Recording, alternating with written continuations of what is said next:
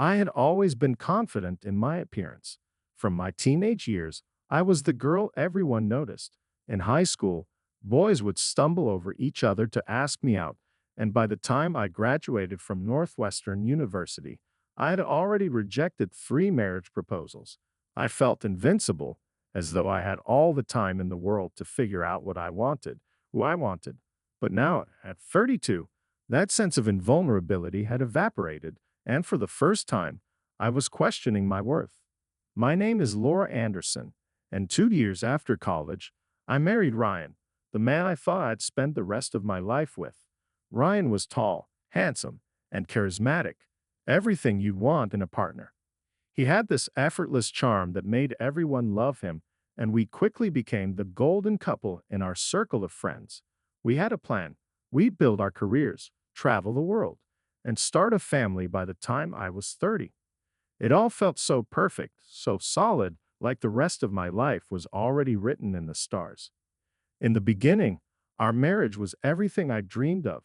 We traveled to Europe, went on spontaneous weekend getaways, and spent late nights talking about the future. Our physical connection was electric, 3 or 4 times a week, and Ryan always seemed just as eager as I was. For the first few years, I felt adored, cherished, and wanted in every way. But as time went on, things began to change. Subtle at first, Ryan stopped initiating affection. He would come home from work and bury himself in his phone, or worse, sit silently on the couch, barely acknowledging my presence. The spontaneous weekend getaways stopped, and our intimate moments dwindled to maybe once or twice a month. When we did come together, it felt forced, mechanical, as though Ryan was going through the motions.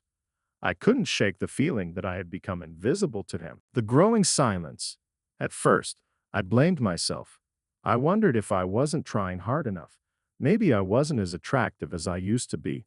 I started going to the gym 5 days a week, hoping that if I toned up, maybe Ryan would notice me again. I tried everything, new lingerie, surprise dinners, even couples retreats, but nothing seemed to work. The distance between us grew wider until the silence in our home became almost unbearable. Ryan, on the other hand, seemed to have thrown himself into his work. He started leaving the house earlier and coming home later. When I asked him if something was wrong, he'd always shrug it off, saying he was just tired or stressed from work. But I could sense there was something deeper, something he wasn't telling me. I missed the man I had married, the man who used to surprise me with flowers for no reason, who would pull me into his arms in the middle of the kitchen just because he felt like dancing. Now, that man was a stranger, and I had no idea how to reach him.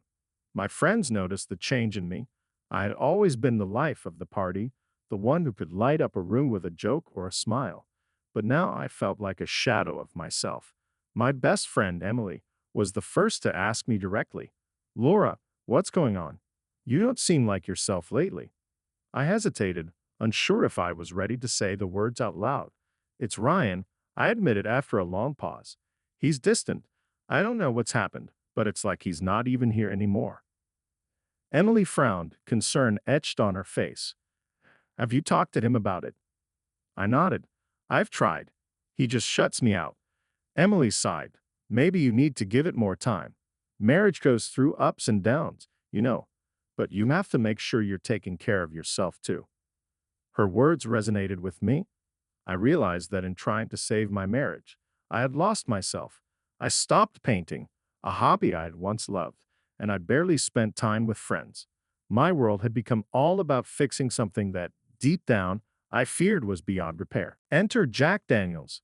Around this time, Jack Daniels, yes, like the whiskey, re-entered my life. Jack had been my brother's best friend in college, and I had always had a bit of a crush on him. He was the kind of guy who lived life on his own terms, ruggedly handsome with a devil-may-care attitude. After his second divorce, he moved back to Chicago where I lived, and it wasn't long before we reconnected. Jack was the opposite of Ryan in almost every way. Where Ryan was methodical and composed, Jack was spontaneous and full of life. He had a wry sense of humor that could turn even the most serious conversation into a laugh-out-loud moment.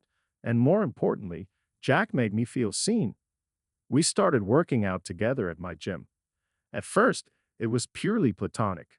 He needed a workout buddy, and I needed someone to distract me from the mess that was my marriage. But as weeks passed, I found myself looking forward to our workouts more and more. Jack would tease me, telling me that I was still the most beautiful girl he'd ever known, and though I laughed it off, part of me needed to hear it. One afternoon, after a particularly grueling session at the gym, we sat outside drinking smoothies. Jack looked at me with a mix of curiosity and concern. Laura, you're not yourself. What's going on? It was the same question Emily had asked, but this time I couldn't hold back. I told him everything about Ryan's distance, the lack of intimacy, and how invisible I felt in my own marriage. Jack listened intently, his brow furrowed in thought. You're not invisible, Laura, he said after a long pause. If anything, Ryan's the one who's blind. He doesn't see what he has right in front of him. His words struck a chord deep within me. I didn't expect Jack to understand the complexity of my feelings, but in that moment, he did. He saw me, really saw me, in a way that Ryan hadn't in years. The revelation. Things came to a head on a Friday night. Ryan and I were having dinner at home, something that had become a rare occurrence. The silence between us was deafening, and I couldn't take it anymore. I put down my fork and looked across the table at him. Ryan, do you still love me? I asked, my voice trembling. He froze, his fork halfway to his mouth, and for a moment I thought he might not answer. But then he sighed and set his fork down. Laura, I don't know how to say this, he began, his voice low and hesitant. But I think I've been lying to myself for a long time. I never wanted to hurt you, but I'm gay. The room spun.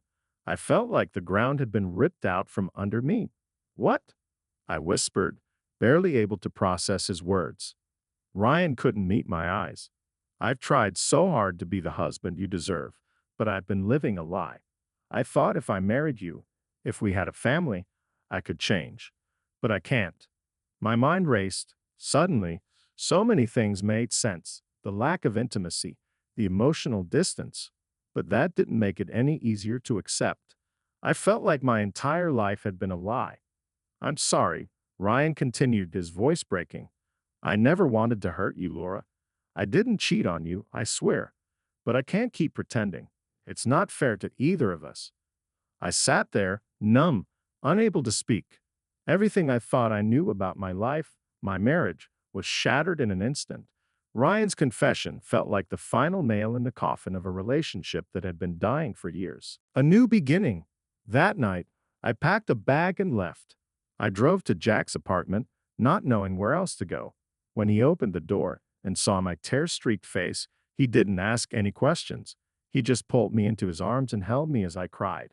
We spent the night talking, and for the first time in months, I felt a weight lift from my shoulders. Jack listened without judgment, without trying to fix anything. He was just there for me, and in that moment, it was exactly what I needed. Over the next few weeks, things between Jack and me shifted. What had started as friendship slowly turned into something more. We kissed one evening after a workout, and it felt like the most natural thing in the world. I didn't feel guilty, didn't feel like I was betraying Ryan, because the truth was, our marriage had ended long before I had ever realized it. Jack and I began dating officially, and soon, I moved in with him. We were still figuring things out when I found out I was pregnant. The news came as a shock, but Jack took it in stride. We've got this, he said with a grin. You'll be a great mom. A few months later, Jack and I got married in a small ceremony, and soon after, our daughter was born. Ryan and I finalized our divorce amicably, and he started a new chapter in his life, one that made sense for who he truly was. 8 years later, Jack and I are still going strong. We've built a life together filled with laughter, love, and 3 beautiful children. I no longer question my worth or my attractiveness. I've learned that love isn't about how others see you, but how you see yourself. And in Jack, I've found someone who sees me for exactly who I am, flaws and all.